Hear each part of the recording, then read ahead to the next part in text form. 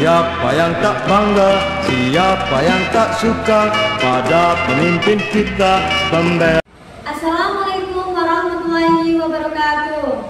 Perkenalkan, nama saya Cindy Sukiyarti dari kelas 12 TB SMA nomor absen 18. Di sini saya akan memberikan sedikit materi tentang pembelajaran dinamika persatuan dan kesatuan terhadap negara Republik Indonesia pada bagian dinamika negara Republik Indonesia periode Juli 1959 sampai 11 Maret 1966.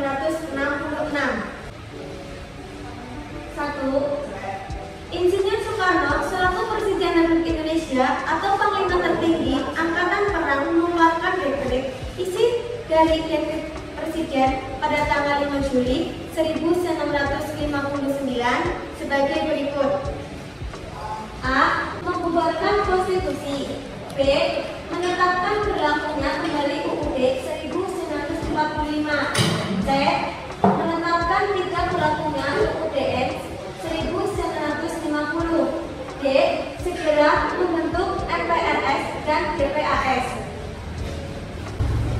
Dekret ini juga mendapat dukungan dari DPR secara aklamasis dalam sidangnya pada tanggal 20 April 1959.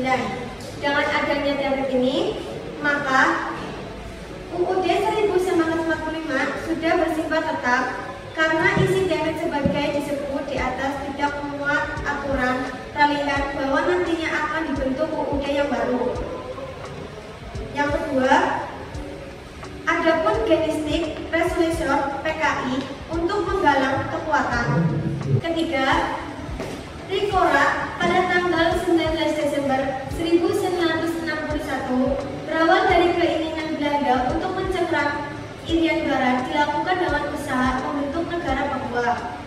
Oleh karena itu, lewat pidatonya di Yogyakarta, Presiden mengucapkan Rikora, yaitu gagalan negara Papua, kibarkan bendera merah putih di negara Irian Barat, dan bersiap-siaplah untuk mobilisasi umum.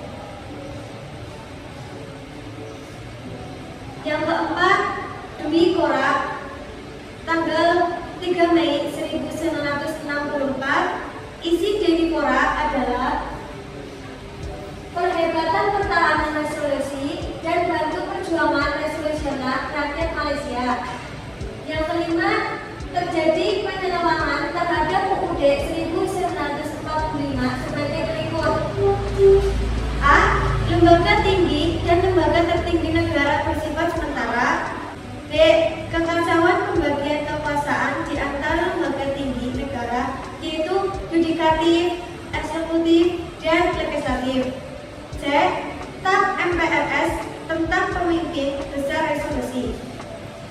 D. TAP MPRS tentang presiden seumur hidup. E. Penetapan presiden atau Pempres dan peraturan presiden atau Perpres. F.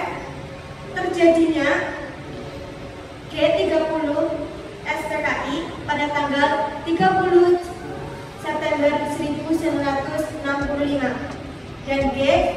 Gagasan demokrasi terpimpin sebagai reaksi terhadap demokrasi liberal yang menyebabkan instalatis politik dan pemerintahan. Dalam praktek, penjuru ke arah kekuasaan yang otoriter sehingga menyumbat saluran aspirasi dan ABS. Dan keenam, lahirnya Super Semar pada tanggal 10 Maret 1966 dan lahirnya Orde Baru. Demokrasi disebut demokrasi Pancasila.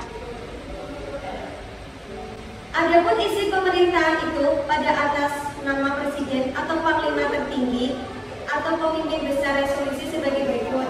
A. Mengambil segala tindakan yang dianggap perlu. B. Mengadakan koordinasi pelaksanaan pemerintahan dan panglima angkatan lain dengan sebaik-baiknya. C. Supaya melaporkan segala sesuatu yang bersangkut pautnya dalam tugas dan tanggung jawabnya. C. Supaya melapor segala sesuatu yang bersangkut pautnya dalam tugasnya, tanggung jawabnya seperti tersebut. sekarang apa kesimpulan dari materi kita yang tadi kita bahas? Nah, kesimpulannya adalah Orde Lama berlakunya sistem demokrasi liberal pada tanggal 17 Agustus 1950 sampai 5 Juli 1959 dan demokrasi terpimpin pada tanggal 5 Juli 1959 sampai 1965. Dalam sistem demokrasi liberal, kepala pemerintah dipimpin oleh seorang Perdana Menteri. Kedaulatan rakyat diserahkan kepada sistem multipartai sehingga saat itu muncul beragam partai. Efek negatifnya muncul sikap politik yang saling menjatuhkan antar partai. Sedangkan pada sistem demokrasi terpimpin, artinya negara dipimpin oleh pemimpin atau panglima besar resolusi, yaitu presiden. Nah, sumber materi yang saya sampaikan itu pertama, sumber 1 materi dari Google Classroom, yang kedua sumber materi dari Google Chrome.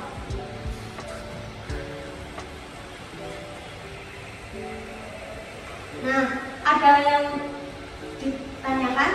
Jika tidak, saya akan tutup materi pada pagi hari ini. Semoga materi hari ini bermanfaat untuk kalian semua dan menambah pengawasan tentang ilmu PPKN, yaitu tentang Bhinneka Persatuan dan Kesatuan terhadap NKRI.